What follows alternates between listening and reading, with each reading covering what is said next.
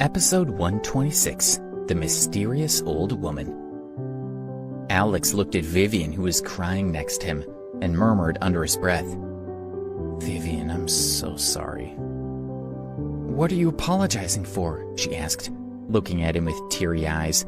"It's that young rich guy who should be sorry. If it wasn't for him, I wouldn't be in this situation." Hearing this, his heart ached even more. He had ruined the life of someone he liked. He composed himself and asked, "Then who's that Dale Granger that they were talking about at the police station? Do you know him?" "You're only a student, of course you wouldn't know." Vivian wiped away her tears and told Alex, "After the Azure Dragon Society was destroyed, the various New York gangs battled for superiority. Now the pecking order is starting to become clear, and a gang called Flag Sect runs the city's underworld. Dale Granger is one of their leaders." Flag Sect, Alex muttered softly. He had already thought of a way to deal with them. Vivian continued, "Flag Sect received a large portion of their resources from the Azure Dragon Society. Along with the resources they already had, they've grown much more powerful than the original Azure Dragon Society. Its leader, Quentin Robbins, appears to be a respectable member of society, and he speaks as eloquently as the mayor himself. I've heard that most of their money is laundered through one of the most famous department stores in New York." Alex listened and thought, and they're targeting Vivian simply because she's so beautiful? "Vivian, you won't be harassed by these bastards again," he said to her seriously. He felt that he owed her. "Okay," she replied softly. She was touched, but didn't take his words to heart. He was only a student, and she was up against the Flag Sect. How could Alex protect her or himself? Bang, bang, bang! At this moment, someone thudded on the door. "Open the door, Vivian, right now." "It's him." Her expression turned into one of terror. Alex frowned and asked, "Dale Granger?" "Yes, now quickly hide. He'll kill you if he sees you." "I'm not afraid. I promised Monica that I wouldn't let you two get bullied again by this thug." He looked determined. Vivian went to him and kissed him on the corner of his mouth. He was stunned for a moment. "Thank you. I'm very touched by your kindness. But now is not the time to be a hero," she said calmly. Then she took advantage of his shock and pushed him into the bedroom. "Don't come out under any circumstances, or I won't be able to save you." "Vivian," Alex wanted to say more, but she had already closed the door. Granger was still banging on the front door. He was shouting, "Open the door. If you don't open the door, I'll kick it down." "I'm coming." Vivian tried to steel herself before opening the door. A tall, middle-aged man walked in. He had a bald head and wore a black suit. His exposed wrists showed that his arms must be covered in tattoos. He was Flag Sect's underboss, Dale Granger. "Mr. Granger, why are you here?" Vivian greeted him. Although she was smiling, her smile was fake. Granger stared at her and sneered. "Why am I here? That's a good question. As you know, I'm a bachelor, and I'm always on the lookout for a beautiful single woman like you. What do you think I want?"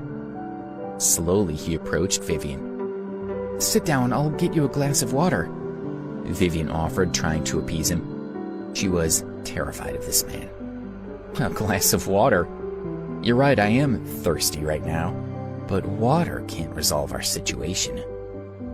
Granger's gaze didn't leave Vivian. Suddenly he threw himself at her, but she dodged and he missed. He said, "I can understand why you rejected me when Flag Sect was still a second-rate gang, but now we run New York, and you're still hiding from me. Tell me why. You know I can protect you and keep you safe." "Mr. Granger, I just want to live a peaceful life. Please leave me alone." "Leave you alone?" His eyes were cold and hard as he said, "That's fine, I'm not asking for much. Keep me company tonight, and then I'll leave you alone." As he said this, he rushed toward her. This time she didn't dodge in time, and she ended up being hugged by him. Let go of me. Vivian struggled fiercely in his arms, but there was no way she could get away from him. Granger put his nose close to Vivian's neck and sniffed greedily. "You smell delicious," he said as he held her hand tightly, a lewd smile appearing on his face. Then he carried her to the sofa, took off his jacket, and threw himself on top of her. "Get off!" Vivian kicked and hit, but he had already kissed her several times and was about to start ripping off her clothes. Suddenly, something heavy struck his head. "Ouch!" he said, rubbing his head. He stood up and saw a young teenage girl standing in front of him. She was wearing pajamas and had a golf club in her hand. "Mom, I'll hit him again." Monica aimed her golf club at Granger's head. She was very scared, and when she saw all his tattoos, she started shaking. "Little girl, damn you, come over here," he said, walking toward Monica. She swung the golf club at him again, but this time she missed, and he managed to grab the club from her and throw it out of reach. "Do you want to kill me?" he hissed as he held her up with one hand and smacked her butt twice, causing her to scream out loud. "You bastard," Alex said to himself as he watched Granger throwing Monica onto the sofa. She landed heavily and then fell onto the floor. "Monica, are you okay?" Vivian's heart ached as she rushed over to help her up.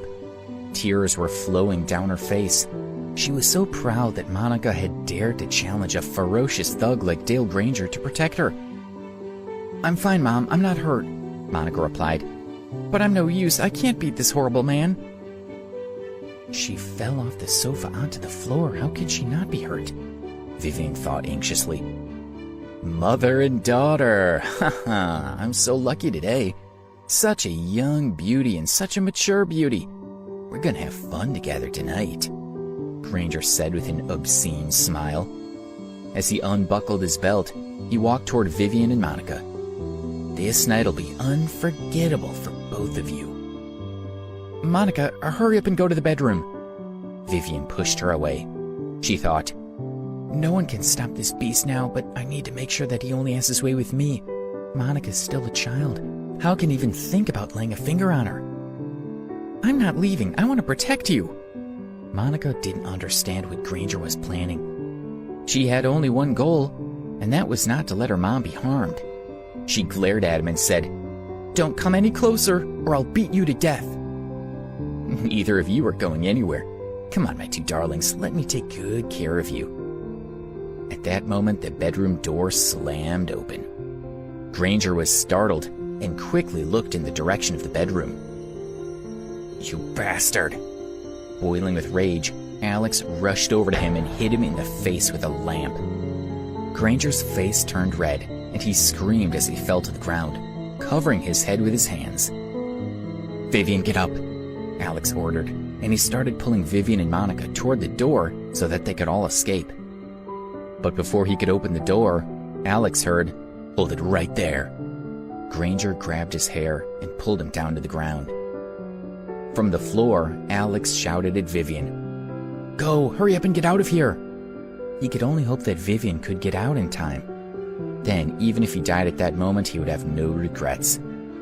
Alex, sobbed Vivian. Alex, cried Monica. They didn't want to leave their hero.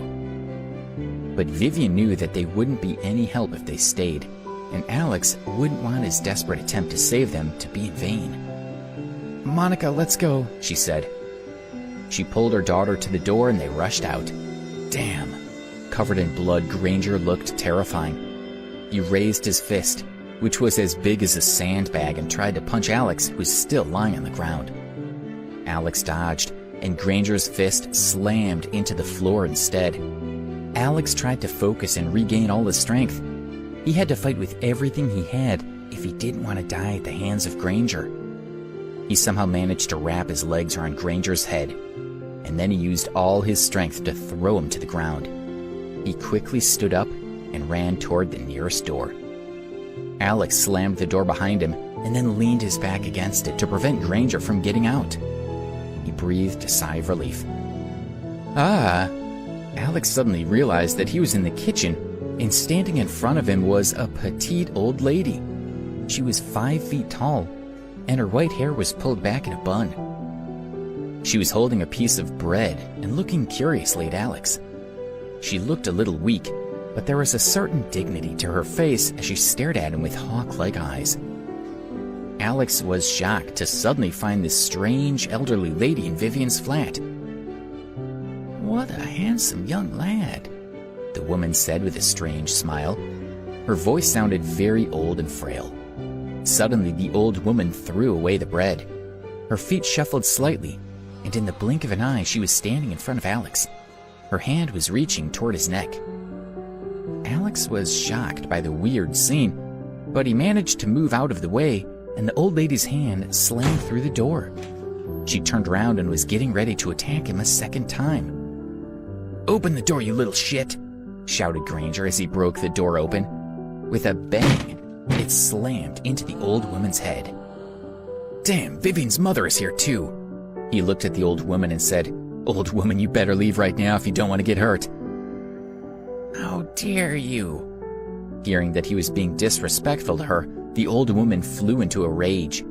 With a wave of her arm, she threw a toaster at his head. He dodged, and the toaster smashed a large hole in the door. The exertion caused the woman to cough violently. "Wow, I can't believe you just did that," said Granger. He strode over to her and wrapped his arm around her neck. "Damn it, since you don't appreciate that I'm trying to help you, you better say your goodbyes." The old woman was helpless against Granger. Her entire body was lifted off the ground by him, and it seemed like he was about to strangle her to death. Her face turned red, and all she could do was wink at Alex. Alex picked up a frying pan and threw it at him. In that split second, the old woman picked up a kitchen knife from the chopping board and mercilessly hacked straight down Granger's face. "Die, you bastard!" she screamed. Granger fell to the ground, leaving a trail of blood. The kitchen knife fell with him.